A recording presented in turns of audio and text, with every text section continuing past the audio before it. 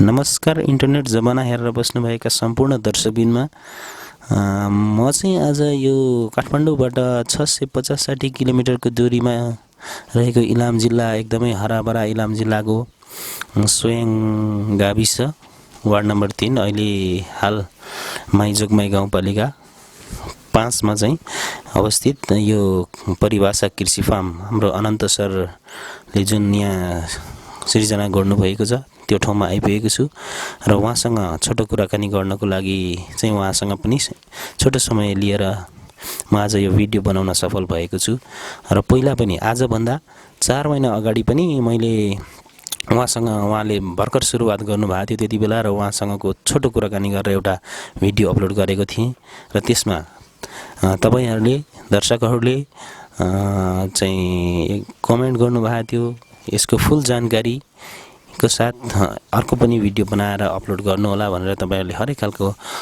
कमेन्टहरु जिज्ञासाहरु राख्नु भएको थियो त्यही सिलसिलामा चाहिँ म आज यहाँ इलाम जिल्ला आएर परिभाषा कृषि फार्म हाम्रो अनन्त सरसँग छोटो कुराकानी गर्न गइरहेको छु र उहाँले चाहिँ अहिले हामीले देख्न गइरहेका छौं अब धेरै पहिला भन्दा धेरै प्रगति गर्नुभएको देखिरहेका छौं अहिले र त्यही सिलसिलामा चाहिँ मैले यो एउटा छोटो कुराकानी गर्न गइरहेको छु।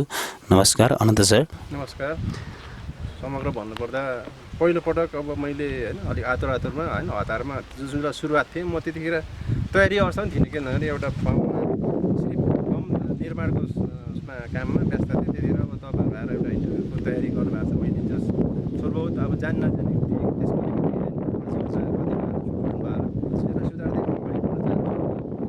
एउटा मेरो कृषिमा लाग्ने चाहिँ पुरानै जोश हैन पुरानै एउटा सोच थियो हैन त्यसअनुसार मैले आज चाहिँ पहिला टेक्न सफल भएँ त्यसमा आफै खुसी छु हैन र यो चाहिँ एउटा के भन्दाखेरि म आफू यहाँ होमिने कारण चाहिँ एउटा नयाँ अहिले देशका युवा बेरोजगारहरूलाई चाहिँ एउटा प्रेरणा स्रोत बन्न सकौं हैन धेरै युवाहरूलाई यो मार्गमा ल्याउन सकौं हैन कृषिमा के छ हैन सबै चीज छ कृषिमा कृषिले गर्दा यो जगत हानेको छ मैले एउटा नारै बनाएको छु कृषि र किसान जगतको निशान त्यसैले त्यसलाई मैले व्यापारमा उतार्नको लागि व्यापारमा चरितार्थ उतार्नको लागि मैले लागि परेको छु अब दिनरात नभनौं लगभग इलाम यहाँबाट 45 मिनेटको बाटो छ त्यसदेखि छोडेर आएर मैले लगभग अहिले कत पुस 28 देखि सुरु गरेको 1 वर्ष हुन लागेको छ। म यही यो डाँडाकाँडामा यही भूमिमा रमाएको छु। अब यो डाँडाकाँडा पहिला तपाईहरुलाई थाहा छ कस्तो थियो तपाईहरुकै अब गाउँ भिर पखेर यहाँ हिँड्दाखेरि लड्थ्यो जब हामीले बाटो सर र फर्मसम्म आउने बनाए हैन अब बाख्रा फर्मको उद्देश्य गर्दा यो कम्पाउन्ड घेरियो बाख्रा लाई मैले जोड भन्दा पनि अब यसको पूर्वाधारमा तालिमहरु केही लिइसकेपछि केही फर्महरु हेरिसकेपछि यसको पूर्वाधारमा अरु घाँसहरु हैन यसलाई चाहिने घाँस गोठहरु हुँदा मैले पहिलो निर्माण चाहिँ गोठलाई दिए गोठ बनिसकेपछि पहिलो प्रथम गोठ बनिसकेपछि अब घाँसमा लागे घाँस के हो भन्दा ढिला भयो घाँस लगायो यो जमिन कस्तो थियो भन्दा एकदम मल नभएको एकदम यो कस्तो भन्दाखेरि बेसियार भएको एउटा भन्न एउटा यहाँ चाहिँ सिरु पनि नउम्रिने अवस्थाको जमिनलाई मजदुरहरु के किनेर लाइयो अनि अब घाँसहरु लाउँदा पनि अब त्यति अनुभव थिएन किन थिएन भन्दाखेरि अब एउटा मैले बाख्रा पालन सम्बन्धी मात्रै एउटा तालिनेर बाख्रा पाल्नु पर्छ अरूले पालेको देखेर कतै सुरु गरे त्यसको मेन चाहिने जड भनेको मूल सूत्र भनेको घाँस हो घाँस बिनाको अनुपात घाँस बिना बाख्रा गरियो भने त्यो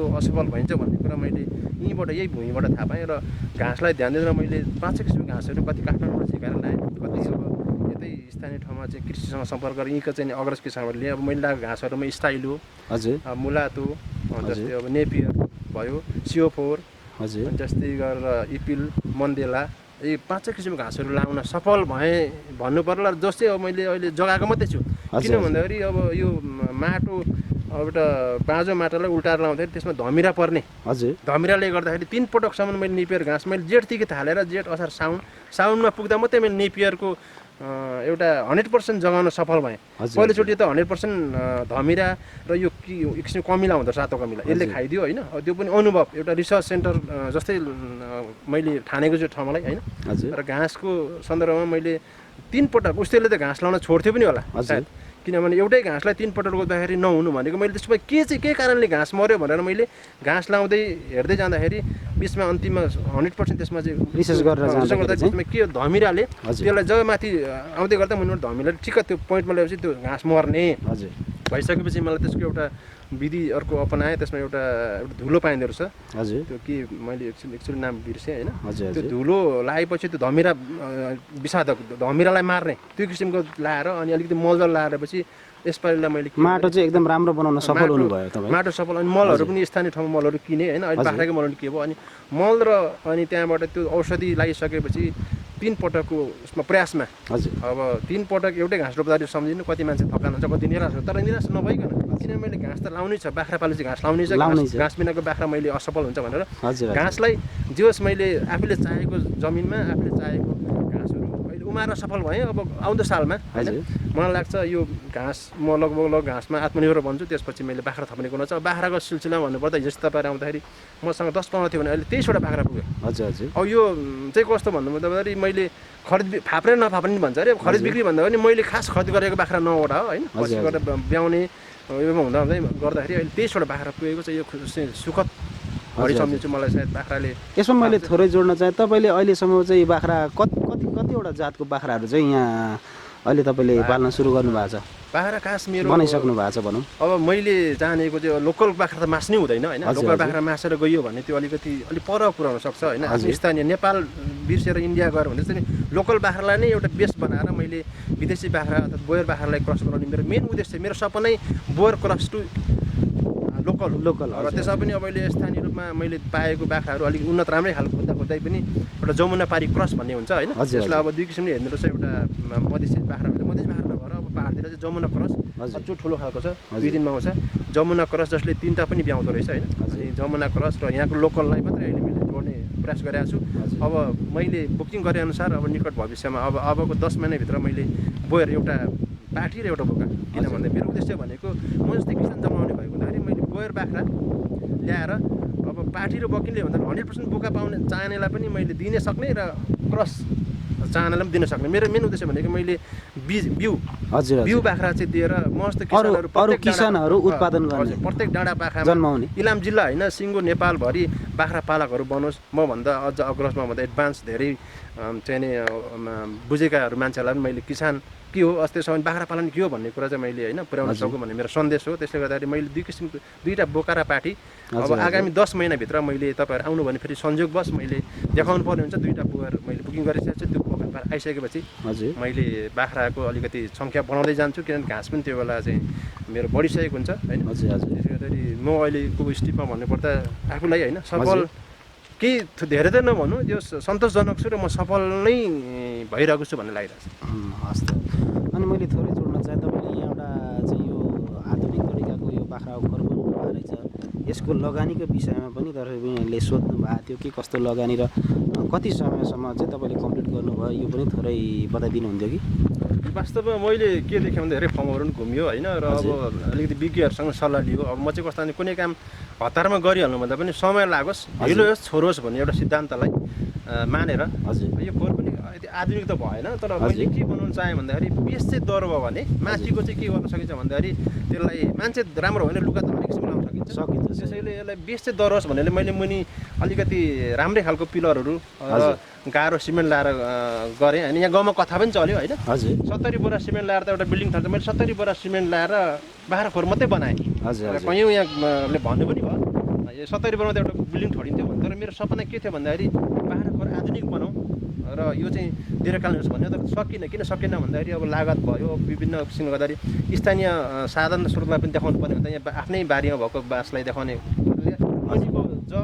मुनिको जुन यो गाह्रोहरू चाहिँ मैले होइन सिमेन्टेड गरेर अलिकति टिकाउ दीर्घकालीन बनाएँ। यसले गर्दा लागत अलिकति सोचे भन्दा बढी नै भयो होइन। लगभग अब यो पनि यो बेरा बार्ने पनि एउटा टेक्निकल छ। यसमा मिस्त्रीहरू बोलाइयो होइन काठ कटाउनेदेखि लिएर अब यहाँ मैले सोचेको थिएँ 2-3 टिकाले पुग्छ भनेर। तर लगभग 5 टिका काठ गयो होइन। र सोचेँ भन्दा लागत लगभग मैले बाँस पनि थुप्रै लगभग 4-5 घाना गयो। अब यो बाँस चाहिँ यहीँ भयो भने कटाउने खर्चहरू टोटली गर्दा मैले 10-15 लाख रुपियाँ चाहिँ मैले होइन लागत गरेछु। र मलाई सन्तोष छ किनभने भोलि मैले यसैलाई मोडिफाई गरेर आधुनिक खोर बनाउँदाखेरि अब मैले लाउनु पर्ने भनेको यहाँ काठ हो होइन। काठ र अनि अलिकति माथि अब ट्रसको किसिमको बेराबरी अब टिनको लाउने हो त्यो। तर मेन मुनिको जग भएपछि माथि त गर्न सक्यो। त्यसले गर्दा अलिकति राम्रै खालको बनाउँदाखेरि खर्च चाहिँ अलिकति बढी हुन गएको। दीर्घकालीन बनाउँदाखेरि चाहिँ खर्च अलिकति बढी नै त्यसैलाई मोडिफाई गऱ्यो भने भोलि खोर आधुनिक खोर योलाई बनाउन सहजै सकिन्छ। हाइट र लम्बाइ अनुसार मैले एउटा नेटवर्कमा सर्च गर्यो अरे होइन, आधुनिक किसिमको बनाउन खोजेँ। तर मात्रै के भन्दाखेरि सामानहरू अलिकति लागत बढी हुने हो त, त्यसलाई मैले स्थानीय सामानको उपयोग गरेको छु। यसलाई पनि नट ब्याड होइन, किनभने यसले पनि रहेछ 1-2 वर्ष धान्छ र पछि गएर यसैलाई मोडिफाई गर्दा आधुनिक खोर बनाउन सजिलो सकिन्छ। हस् हजुर हजुर। अनि यसमा 3टा रुम देखिएको छ, यो चाहिँ के हामीले छुट्टा छुट्टै बाख्राहरू राख्ने गर्नु भएको छ तपाईँले कि यसमा कस्तो? हजुर, वास्तवमा पनि थोरै बताइदिनु। यो 3टा मात्रै नभएर वास्तवमा खोर अझै यसमा म भित्र पार्टिसन गर्दैछु हतारमा बनाएको खोर। 3टा होइन, खोर अब बाख्राको राख्ने तरिका हुन्छ होइन। हजुर। अब जस्तै अब भर्खर जन्मेका पाठापाटीका माउलाई कहाँ राख्ने, अब गर्भिणीलाई कहाँ राख्ने, हजुर। अब जस्तै अब थारोलाई कहाँ राख्ने, बोका एकदम वयस्क बोकालाई कहाँ राख्ने, खसीहरूलाई कहाँ राख्ने होइन। हजुर हजुर। त्यसले गर्दा लगभग 6वटा कोठा चाहिन्छ। नर्मली रूपमा 6वटा कोठा हुनु पर्यो, किनभने अघि मैले भने एउटा ब्याउन आँटेको गर्भिणी, एउटा ब्याउन एकदम बैलो बाख्रा 2 भइहाल्यो, अब पाठापाटी 3 भयो, खसी 4 भयो होइन। जस्तै अब बोकाहरू 5 भयो होइन।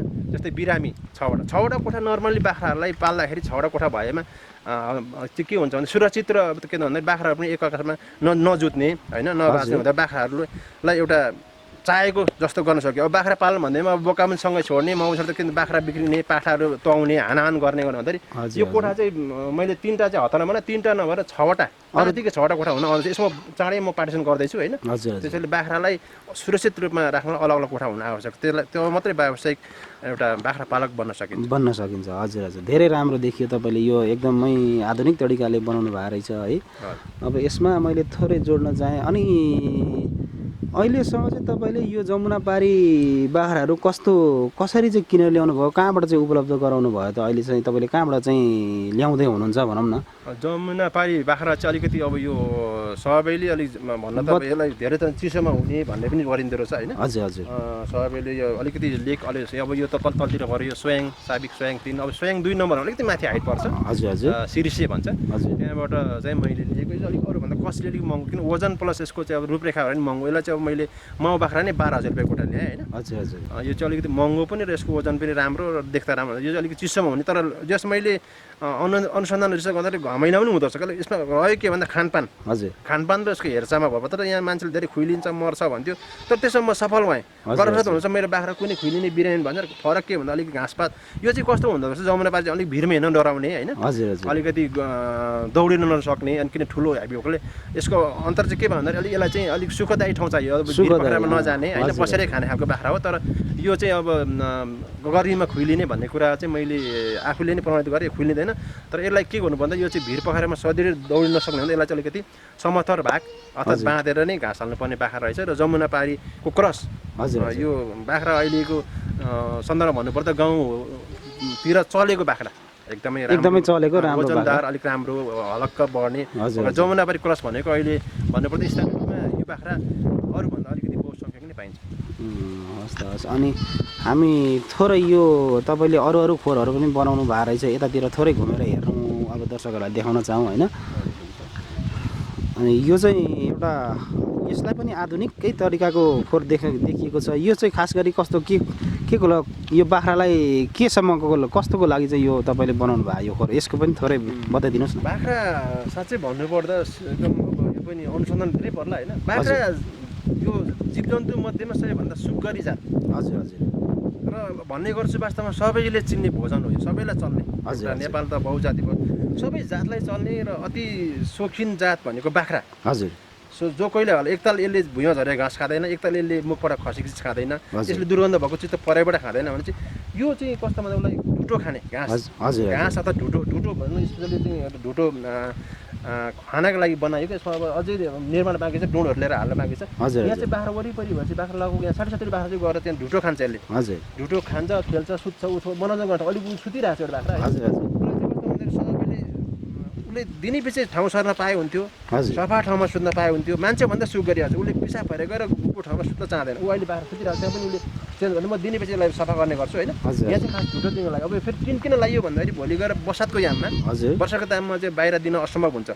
अब घाममा पनि बाख्रा यस्तो चिज हो कि धेरै घाम पनि सहँदैन। हजुर। तर जाडो त सहँदै, पानी त सहँदैन, सबैलाई थाहा कुरा। हजुर हजुर। त्यसैले यो चाहिँ अब ओतबाट र घामबाट उसले चाहिँ बचोस्, एउटा सुरक्षित आरामदायी एउटा खेल्ने ठाउँ होइन। खेल्दै उसले आरामदायी तरिकाले चाहिँ एउटा यो आफ्नो ढुटो खाजा दाना पानी भन्छ, दाना पानी दिनलाई बनाएको खोर हो यो। अब त्यसमा चाहिँ कस्तो भने ऊ खेल्ने रमाउने उसको क्रीडा स्टाइल उसले जमिन मात्रै खेल्दैन उसले त्यस्तो त खेल्दैन धेरैपल्ट बाख्रा जाने आउने गर्छ त्यो चाहिँ बाख्रालाई स्पेसली चाहिँ यसलाई दाना दिने घर भनेर बनाएको अनि यसमा मैले तपाईँसँगलाई थोरै जोड्न चाहेँ तपाईँले यो जम्मै टोटल चाहिँ जमिन यहाँ कति चाहिँ लिएर तपाईँले यहाँ सुरुवात गर्नुभयो हो त्यो पनि थोरै बताइदिनुहोस् जग्गा मैले अब 33 रुपैयाँ जग्गा है हजुर 33 रुपैयाँ जग्गा लिएँ मैले हेरेँ पनि अब जग्गा चाहिँ कस्तो भन्दाखेरि अब यो बाख्रा पाल्न उपयुक्त एकदम उपयुक्त हजुर काम गर्ने ठाउँ यो अब यो एरियाकै भन्नुपर्दा अब तपाईँ जो दर्शकहरू तपाईँहरू एकपल्ट आइदिनुहोस् हेर्नुहोस् है हजुर यो चाहिँ कस्तो भन्दा बाख्रा पाल्छु भन्ने मात्रै पनि भएन कुनै खोजमा लगाएर पाल्ने कुनै अब जमिन यो चाहिँ कस्तो भन्दाखेरि भौगोलिक रूपले पनि एकदमै उत्कृष्ट ठाउँ होइन त्यसमा मलाई मनपर्छ जग्गाको क्षेत्रफल चाहिँ 34 रुपैयाँ छ हजुर दुईवटा छ यसलाई थुम्का थुम्का नि भन्छ यहाँ मलाई एउटा गीत पनि छ थुम्का थुम्कामा तिनवटा थुम्का छ यो चाहिँ दोस्रो स्टेप वाइज छ त्यो थुम्का थुम्का छ र थुम्का थुम्कामा के भन्छ घाम एकदमै लाग्ने चाँडै घाम लाग्ने बेलुकासम्म लाग्ने बाख्राहरू सुतिरहेछ रमाइरहेछ त्यसले गर्दाखेरि बाख्रा पाल्नको लागि अति उपयुक्त ठाउँ भएकोले मैले सुतितिर खोल्सा भएको होइन भौगोलिकले पनि एउटा ईश्वरीय देन भन्नुपर्छ बाख्रा पाल्नको लागि होइन मैले सुनेको छु भन्दा अगाडि पनि बाख्रा पाल्नेहरूले यहाँबाट धेरै मुनाफा कमायो धेरैले नाम कमायो भन्ने सुनेको छु त्यसभित्र मैले पनि होइन मेरो पनि एउटा यहाँ उपस्थिति भयो मैले यसलाई जग्गा लिँदा 33 रुपैयाँ जग्गा लिएको छु र बाख्रा पाल्नको उपयुक्त एकदमै राम्रो जग्गा हो होइन र यसमा मैले कम्पाउन्ड घेर्ने सिलसिलामा चाहिँ बाख्रालाई भोलि गएर यहाँ चाहिँ व्यवस्थित रूपमा चाहिँ घाँस काटेर दिने दाना पनि कम्पाउन्ड लगभग मैले 3-4 रोपनी हजुर कम्पाउन्ड घेर्नको 3-4 रोपनी चाहिँ यो बाख्राकै लागि विशेष गरेर तपाईँले कम्पाउन्ड घेर्नु पनि भएको रहेछ होइन 30 रोपनीमा चाहिँ मैले टोटली अब चाहिँ घाँस लगाउने प्रयास गर्छु घाँस लगाइरहेको छु लगभग लगाइसक्नु भएको पनि रहेछ होइन त जगाइसक्नु भएको छ जे होस् नेक्स्ट इयर अर्को वर्षसम्ममा चाहिँ बाख्राहरूलाई एकदमै सहुलियत तरिकाले तपाईँले आफ्नै जमिनमा चाहिँ यो बाख्राहरूलाई उमारेको घाँसहरू चाहिँ बाख्रा बाहिर जाँदैन बाख्रा बाहिर चाहिँ जाँदैनन् यही कम्पाउन्डभित्र नै सजाएर बस्छन् अब ठिकै हो पहिला अब गाउँले तरिकाले चाहिँ यहाँ बाख्रा पालन गरेको थियो भने अहिले तपाईँले चाहिँ आधुनिक तरिकाले गर्नुभएर चाहिँ एकदम खुसी लाग्यो है अनि यसमा मैले थोरै जोड्न चाहेँ तपाईँसँग अनि यो अर्को पनि खोर बनाउनु भएको रहेछ यसको चाहिँ के हो यो पनि थोरै बताइदिनुहोस् योदेखि मैले अर्को खोर बन्दैछ अब त्यहाँ पनि थोरै देखियो तल पिलरहरू राखेर बाख्राको सङ्ख्या अनुसार खोर हुन्छ त्यसको चाहिँ कति सङ्ख्यामा कति लम्बाइ चौडाइ बाख्रा हुन्छ त्यसको एउटा सूत्र हुन्छ अब यो बाख्रा सूत्रले भनेको लगभग यहाँ 60 देखि 70 बाख्राहरू छ तिनटामा होइन हजुर बाख्रालाई पाल्ने भने चापाचाप खोरमा राखेर पाल्यो भने त्यो भएन बाख्रा पाल्नु नै बाख्रा सङ्ख्या थप्नु नै सङ्ख्या त्यसको व्यवस्थापन र दाना पानीमा सबभन्दा निर्भर गर्छ त्यसमा पहिलो नम्बर हो व्यवस्थापन खोर कस्तो छ त्यसैले यो खोर मैले वास्तवमा अहिले जुन देखिरहेको खोर चाहिँ के भन्दाखेरि टेम्परेरी बर्खायाममा अब पानी पर्यो पानीमा त बाख्राले घाँस खाँदैन हजुर टाट्न त्यहाँ अस्थायी रूप टाट्नु हुन्छ त्यसलाई चाहिँ हतार बर्खामा घाँस खानलाई टाट्न सहितको खोर बनाएको यो चाहिँ कस्तो भने टेम्परेरी यो बन्दैन त्यसो भने चाहिँ स्थायी रूपमा बन्छ होइन र अहिले भयो के भन्दाखेरि यसको चाहिँ एउटा मैले अब माथि बोटक मात्रै मागेको छु यसले के सदुपयोगता पायो भन्दाखेरि कुनै पनि एउटा विकल्प हुन्छ अहिले बाख्रा ब्याउने त्यसलाई भन्छ अब सुकेरी बाख्रा हजुर सुकेरी बाख्रालाई यो ठुलो खोरमा राखेर गऱ्यो भने त्यहाँनिर चाहिँ त्यसको बस्ने त्यो तरिका भएको छैन पले त्यो बाख्रा पाठाहरू तुइने बाख्राहरू चाहिँ खुट्टा भाँच्ने हुँदा यो चाहिँ कस्तो भन्दाखेरि यसलाई चाहिँ प्रसुति गृह भनेर मैले एउटा अस्थायी नाम राखेको छु यहाँ चाहिँ सुकेरी भइसकेपछि पाठाहरू हजुर 15 देखि 1 महिनासम्म यहाँ सुकेरी माउलाई बाँधेर घाँस हालेर खोले पानी दिएर राखिन्छ र यो अहिले एउटा घाँस खाने बर्खाको याममा घाँस खाने कोठा बनाए पनि एउटा खोरमा अहिले चाहिँ यसलाई चाहिँ मैले के अस्थायी रूपमा यसलाई चाहिँ के नाम दिएको छु अस्थायी रूप भन्दा सुत्केरी गृह यहाँ चाहिँ सुत्केरी बाख्रालाई चाहिँ अरूसँग मिक्स गर्नु मिलेन हजुर तिनमा हुन्छ त्यसलाई बाँधेर त्यही घाँसको टाट्ना भित्रबाट छ त्यसले चाहिँ अब यो हुनुपर्ने आवश्यक रहेछ किन सुत्केरी गृह भनेको सबैले अलिकति एक्स्ट्रा दाना पानी एक्स्ट्रा घाँस र एक्स्ट्रा हेरचाह भन्दा उसलाई बेग्लै कोठा हुनु आवश्यक रहेछ यो पनि यही ठाउँबाट मैले सिकेँ यसलाई चाहिँ अहिले मैले एउटा सुत्केरी रुमको रूपमा चाहिँ युज गरिरहेको छु तर यो पछि गएर अर्कै राम्रो अलिकति आधुनिक तलतिर बनाउन सुरु पनि गरिसक्नु भएको रहेछ कोठे बन्छ त्यसपछि त्यहाँ एउटा सुकेरी गृह चाहिँ सबैभन्दा बाख्राको पालन चाहिँ सुकेरी गृह चाहिँ एकदमै राम्रो एकदमै पाएक परे ठाउँमा एकदम बाख्रालाई एक्स्ट्रा हेरचाह चाहे जोसुकै होस् मान्छे होस् कुनै पनि चिजलाई सुकेरी हुँदाखेरि एक्स्ट्रा केयर चाहिन्छ त्यसको लागि चाहिँ अहिले सुकेरी रुमको रूपमा चाहिँ प्रयोग भइरहेछ हस् त हस् अनि यसमा मैले थोरै जोड्न चाहेँ अब तपाईँको यो के भन्छ यो बाख्रा पालन सुरु गर्नु भएको रहेछ यहाँ होइन तपाईँको चाहिँ कतिसम्म चाहिँ बाख्रा पाल्ने योजना चाहिँ लिएर तपाईँले स्टार्ट गर्नुभएको छ अहिलेसम्म लागिराख्नु भएको छ होइन कतिसम्म चाहिँ बाख्रा पाल्ने योजना छ त तपाईँको त्यो पनि थोरै बताइदिनुहोस् धन्यवाद मैले अघि नै जोडेँ होइन अब बाख्रा पाल्नु भन्दैमा बाख्रा सङ्ख्या थप्दैमा होइन बाख्रालाई चाहिँ धेरै देखाउँदैमा बाख्रा पाल्न भइँदैन कुरा मैले आफूले नै त्यो भोगिसकेँ र त्यो म आफूले अनुभव लिइसकेँ त्यसरी मेरो पहिलो घाँस अनुसार बाख्रा घाँस इक्वल बाख्रा बनाउने मेरो उद्देश्य हो र मैले अब घाँस पूर्ण रूपमा भइसक्दा यतिको क्षेत्रफल अनुसार मेरो अनुमानमा मैले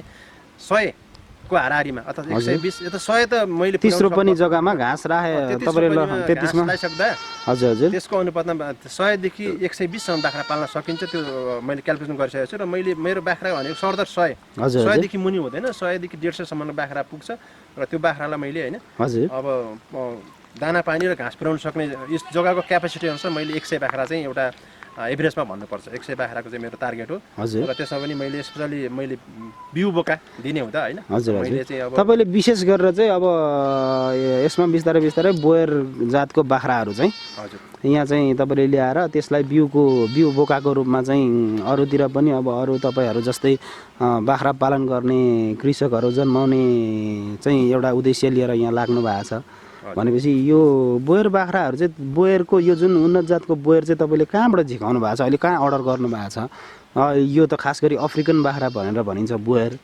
तपाईले पनि उतैबाट झिकाउनु भएको छ अर्डर गर्नु भएको छ अथवा यो कतिसम्म पर्छ यो बोयरको मूल्य कतिसम्म पर्न जान्छ त्यो पनि थोरै दर्शकहरूलाई बताइदिनुस् बोयर बाख्रा ल्याउनु पनि अफ्रिकनबाट अफ्रिकनै बोयर हो बोयर यहाँ भए पनि जहाँ पनि अफ्रिकनै बोयर हो 1990 मा यो बाख्राको सुरुवात अफ्रिकाबाट गरेको पाइन्छ त्यसपछि विभिन्न देशमा पुग्यो अन्त अहिले जापानबाट चाइनाबाट र प्योर अफ्रिकन नै हो बोयर चाहिँ स्टडी भएको अब मैले अफ्रिकन बोका ल्याउनलाई धेरै प्रक्रियाहरू धेरै पद्धतिहरू चाहिने हुँदा मैले हालको लागि चाहिँ धादिङमा रहेको नवराज हाम्रो आचार्यजीको हैन बागमती गोर्सेस भन्ने जो चाहिँ अब 100% बोयर जो म आफैले लाइभली घुमेको छु त्यहाँ मैले बुकिङ गरेछु त बुकिङ गरेको 10 महिना भनेको अबको लगभग 6-7 महिना भित्र मैले एउटा पाठी र एउटा बोका झेगाएको छु जो चाहिँ यतिकै यही धरातल यतिकै हाइटमा भएको हुँदा त्यो चाहिँ अब घुलमिल अब अफ्रिका ल्याइसक्दाखेरि अलिक बिरामीहरूले त्यहाँको टेम्परेचर नमिल्ने अब विभिन्न ढुवानीको कारणले गर्दाखेरि मैले अब नेपालकै यही इन्टरभ्यू भएकोले यही भनौँ न यही क्याटेगोरीको बाख्रा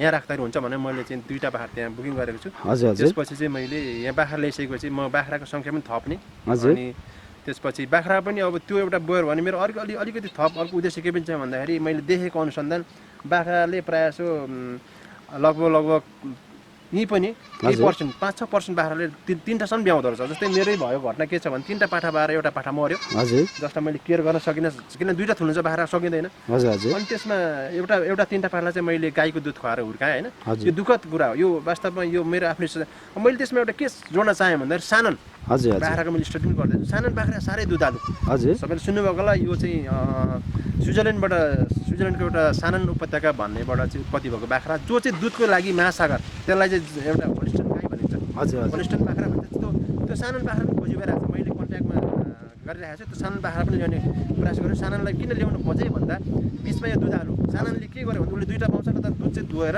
बेच्न पनि मिल्छ र खाँदा स्वास्थ्यवर्धक यो गाईको चाहिँ देब्बर चौबर नै फाइदाजनक दुध हुन्छ खाँदा हुन्छ बाख्रा मैले त सानन बाख्रालाई भित्राउनु किन चाहेँ भन्दा 3टा पाठा पाइसक्दा त्यो पाठा त बेसार सबैले हुने हो बाख्राको दुध खुवाउँदा ठिक हुन्छ भन्ने मेरो मान्यता आफ्नै रहेको हुँदा मैले साननलाई पनि त्यसको दुध चाहिँ धोएर 3टा पाइसकेको पाठालाई मर्न नदिनलाई गाई भैँसीको दुध भनेकोलाई हुँदैन त्यो नदिनलाई मैले सानन बाख्रा भित्राएर 3टा पाठालाई पनि मैले समझ दिने प्रयास गरेर छु र सानन पनि चाँडै नै मैले ल्याउने कोसिस गरेको छु सानन र बोयर सानन चाहिँ दुधको लागि अब हामी लगभग अन्त्यतिर छौँ र यसमा अब तपाईँले त आफ्नो बजारतिर भएको घरै छोडेर चाहिँ यो गाउँमा आएर चाहिँ यसरी अब यो बाख्रा पालन लाग्नु भएको छ यसमा तपाईँ अहिलेसम्म कति चाहिँ सक्सेस हुनु भएको छ अहिलेसम्ममा होइन तर तपाईँले त एउटा सिटीकै अब घरै छोडेर यहाँ यस्तो ठाउँमा आउनु भएको छ अब यसमा म यस्तो ठाउँमा आएर यसो गर्दैछु भनेर तपाईँलाई त्यस्तो कुनै एउटा गिल्टी फिल यताउता केही त्यस्तो पनि भएको छ कि त्यो पनि बताइदिनुहोस्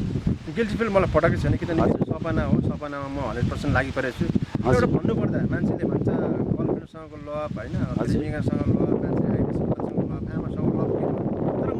मेन उद्देश्य यो ठाउँलाई अब यस्तो अहिलेको हालचालमा यस्तो बनाइसक्नु भएको छ र भोलिको दिनमा यो तपाईँको बाख्रा फार्म लगायत कस्तो कस्तो खालको उद्देश्यहरू छ तपाईँको चाहिँ यो उद्देश्यको बारेमा थोरै बताइदिनुहोस् न हजुर यो प्रश्न पनि अति महत्त्वपूर्ण राखिदिनु भयो यसको लागि धन्यवाद वास्तवमा यहाँ धेरै किसिमका किसान हुन्छन् कोही झोली किसान हुन्छन् कोही एउटा स्वार्थी किसान हुन्छन् कोही कमाउने किसान हुन्छन् म चाहिँ अघि नै भने मेरो अलिकति विशेष अलिकति फरक के छ भन्दाखेरि यहाँ धेरै अग्रज किसानहरू त एउटा किसान बिचमा पनि कान्छो किसान होला अर्थात् हिजो किसान तर मेरो विचार के छ भन्दा योगदान दिएर मर्ने मेरो मेन उद्देश्य भनेको थियो पैसा कति कमाउने होइन के गरेर मर्ने मलाई कमसेकम यहाँका 2-4 घरले चिनुन् मेरो मृत्यु पश्चात 2-4 जनाले भनौँ राम्रो कर्म गर्ने राई मर्यो, राम्रो कर्म गर्ने एउटा केटो मर्यो, एउटा यहाँको हाम्रो साथी मर्यो। त्यसैले मेरो उद्देश्य चाहिँ के भन्दाखेरि म मात्रै होइन, प्रत्येक डाँडा काँडामा प्रत्येक घरमा मभन्दा असल किसान जन्मिनुपर्छ। उसको लागि मैले हरेक कुराहरू हरेक विषयबाट मैले उसलाई सहयोग गर्नुपर्छ।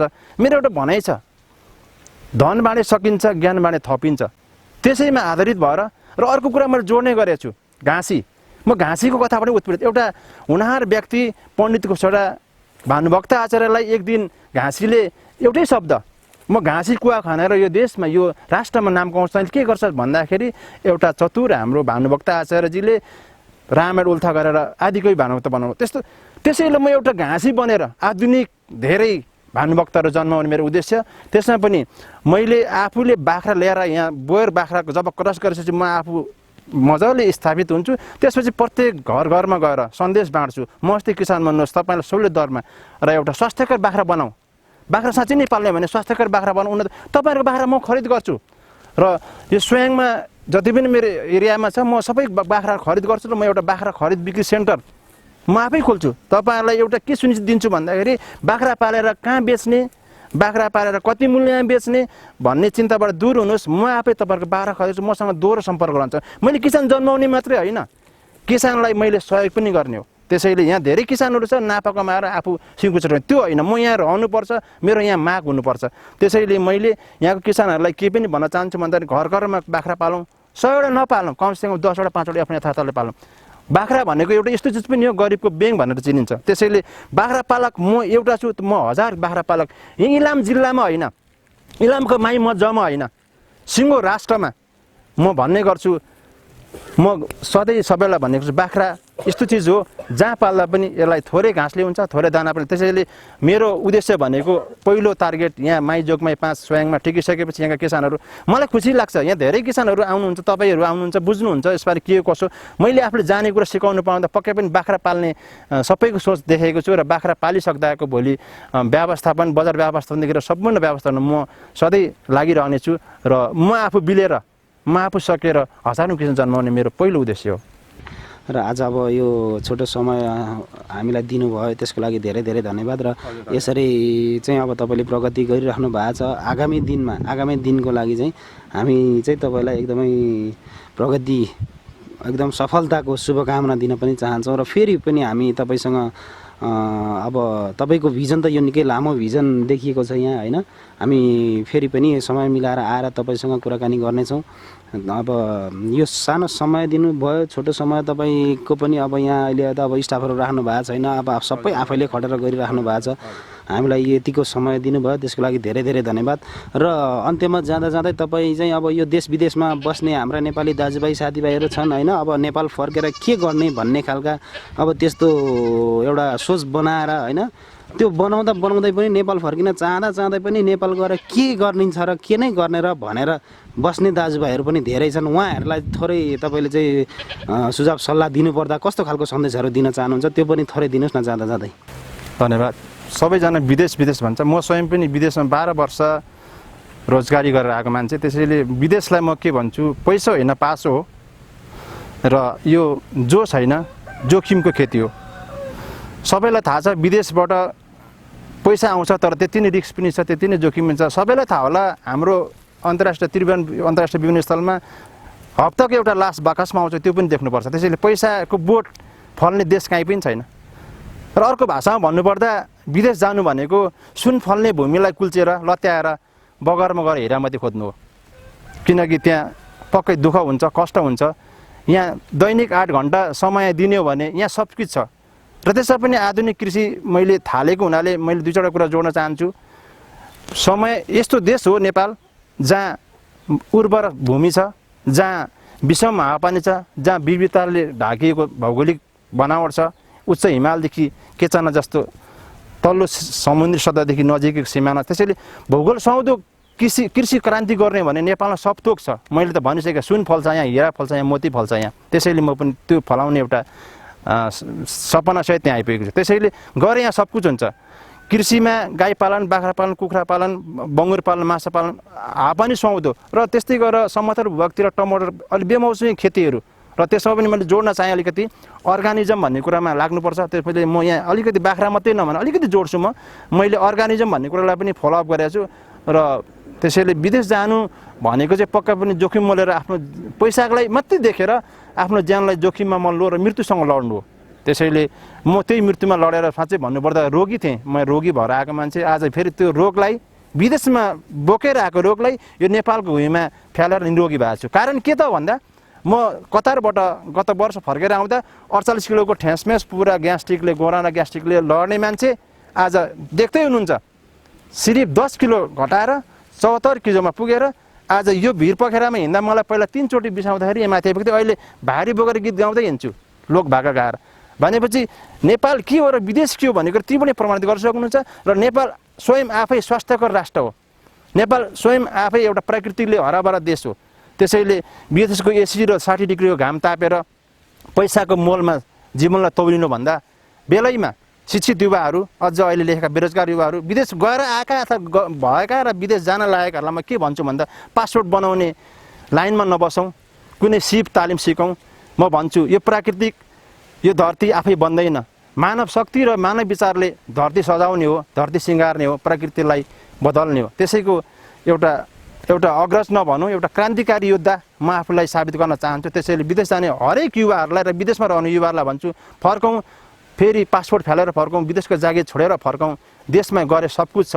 त्यसैले यो देश भनेको मैले अघि भने आधा उधी स्वास्थ्यकर देश मैले भनिसकेँ अघि नै। म एउटा कतार दुबई र साउदीमा रोगी बनेर आएको मान्छे, 15 वर्षसम्म ग्यास्ट्रिक र गोनाले तम्सिएको मान्छे, लडेर आज र भोलि 2 पटक त इसिजी गरेको मान्छे, इन्डोस्कोपी गरेको मान्छे, अहिले 16 वर्ष जवानसँग लगभग भारी बोक्नु कुर्नु सक्छु। त्यसैले मैले भन्न के चाहे भन्दा यस्तो उर्वर यस्तो चाहिँ स्वास्थ्य हावापानी भएको देशमै केही गऱ्यौँ भने हामीले एउटा सिप लिएर एउटा कुनै पनि ज्ञान कुरा लिएर अहिले त मिडियाको जमाना छ, अहिले त विभिन्न तालिमको केयर प्रशस्त यहाँ चाहिँ प्रचुर मात्रामा हामीलाई तालिम उपलब्ध गराउने सरकारले योजना बनाएको छ। त्यसले गर्दाखेरि नेपालमा हामीले गऱ्यौँ भने यिनै हामी सब कुछ एउटा गीतै छ, हङकङ पनि यही, जापान पनि यही, मलेसिया पनि यही, युके पनि यही भने सबै थोक नेपाल हो। त्यसैले नेपाललाई हामीले कहिले पनि पर नसम्झौँ। नेपाल आफ्नो आमा हो, नेपाल आफ्नो साँच्चै जन्मस्थान हो। त्यसैले म सबैलाई भन्छु नेपालमा गएर सब कुछ छ, विदेश नजाउँ।